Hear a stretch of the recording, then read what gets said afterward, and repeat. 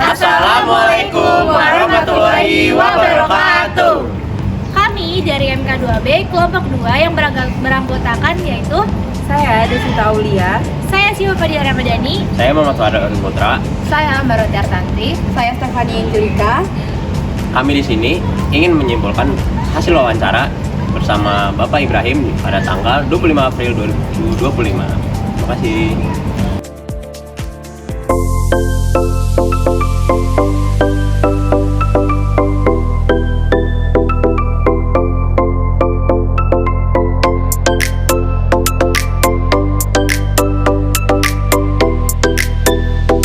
Bagaimana peran pemerintah dalam meningkatkan kesadaran masyarakat terhadap pentingnya mendukung produk lokal dibandingkan pakaian bekas impor? Peran pemerintah ditunjukkan dengan adanya peraturan ekspor impor. Yang berbahaya itu apabila ekspor dan impor itu ilegal karena tidak menjamin kualitasnya. Lebih disarankan membeli pakaian thrifting di Indonesia karena terjamin kualitasnya. Untuk itu dibutuhkan kolaborasi dan kerjasama antara Kementerian Luar Negeri, Perdagangan, dan Perindustrian. Bagaimana strategi yang diterapkan pemerintah untuk menjadikan produk lokal lebih kompetitif dibandingkan produk thrifting impor? Nah, yang pertama itu ada meningkatkan TKDN untuk meningkatkan penggunaan produk lokal, mendorong pertumbuhan industri dalam negeri, dan mengurangi ketergantungan pada produk impor. Nah, yang kedua ada meningkatkan daya saing UMKM dan koperasi. Yang ketiga ada meningkatkan digitalisasi produk lokal dengan e-commerce dalam memasarkan produk lokal itu sendiri. Yang keempat ada bantuan pemerintah untuk meningkatkan daya saing UMKM. Yang terakhir menghapus utang UMKM seperti yang terdapat pada PP 47 tahun 2004. Apakah budaya thrifting lebih menguntungkan atau merugikan bagi perkembangan industri produk lokal? Jika yang melakukan thrifting adalah produk dalam negeri, maka akan lebih menguntungkan karena kualitas terjamin, standar kesehatan dan juga ketentuan yang berlaku. Jika thrifting dilakukan dari luar negeri, misalnya barang branded dijual lebih murah, maka akan menjatuhkan produk UMKM. Thrifting dari bahan plastik juga dapat menguntungkan karena merupakan proses dari daur ulang. bagaimana regulasi dalam Konstitusi Indonesia yang mengatur perdagangan barang bekas khususnya pakai impor. Yang pertama, impor telah dilarang pada persyaratan Menteri Perdagangan 40 tahun 2022 karena sifatnya ilegal dan berdampak pada industri lokal. Yang kedua, mengedukasi masyarakat tentang impor dan dari luar negeri karena tidak dijamin keamanan terutama dalam hal kesehatan. Yang ketiga, subsidi pakaian dalam negeri mahal karena produksinya dalam negeri sedikit dalam produknya. Yang keempat, menggunakan insentif pajak, pengurangan pajak sehingga harga tidak terlalu mahal. Yang kelima, pelatihan UMKM. Prinsip Pancasila dapat diterapkan dalam kebijakan perdagangan yang mengatur impor pakaian bekas.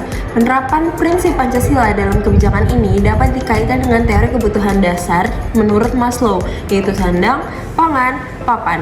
Dan pada sila kedua, yaitu kemanusiaan yang adil dan beradab, terkandung nilai bahwa setiap manusia berhak memperoleh pakaian yang layak dan terjangkau sebagai bagian dari pemenuhan kebutuhan dasarnya. Oleh karena itu, kebijakan impor pakaian bekas perlu mempertimbangkan akses masyarakat terhadap sandang yang layak. Sementara itu, pada sila kelima, yaitu keadilan sosial bagi seluruh rakyat Indonesia, menekankan pentingnya pemerataan dan pengurangan disparitas sosial. Pemerintah perlu mengukur dan memahami daya beli masyarakat agar kebijakan perdagangan termasuk larangan atau pembatasan impor pakaian bekas tidak memperlebar kesenjangan sosial dan tetap menjamin keadilan bagi seluruh lapisan masyarakat. Apa tantangan utama dalam mendorong masyarakat untuk lebih memilih produk lokal dibandingkan barang thrifting? Tantangan utamanya adalah pengaruh budaya asing, maka dari kita bisa menggunakan media internet untuk mempromosikan barang bermerek untuk meningkatkan daya beli masyarakat. Pembuatan produk tandingan produk lokal yang diminati masyarakat mulai dari kemasan, image yang bagus, seperti endorse, dan melakukan pemeran kebudayaan Indonesia untuk UMKM. Apa langkah konkret yang telah dilakukan pemerintah dalam melindungi dan memajukan industri lokal di tengah maraknya budaya thrifting? Salah satu langkahnya yaitu kita dapat mempromosikan pakaian tradisional di kancah internasional seperti batik. Ketujuh pertanyaan yang telah ditanyakan dapat ditarik kesimpulan sebagai berikut. Pentingnya penguatan industri pakaian dalam negeri melalui kebijakan yang melarang impor ilegal seperti yang diatur dalam Peraturan Menteri Perdagangan Nomor 40 Tahun 2022. Larangan ini bertujuan melindungi kualitas produk, kesehatan konsumen, serta mendorong penggunaan produk lokal dengan meningkatkan TKDN, digitalisasi pemasaran, subsidi, insentif pajak, dan pelatihan UMKM. Upaya ini juga didukung oleh kolaborasi antara kementerian terkait untuk memperkuat daya saing industri dalam negeri dan mengurangi ketergantungan pada produk impor yang tidak terjamin kualitasnya. Terima kasih telah menyaksikan video kami. Kurang lebihnya mohon maaf. Wassalamualaikum warahmatullahi wabarakatuh.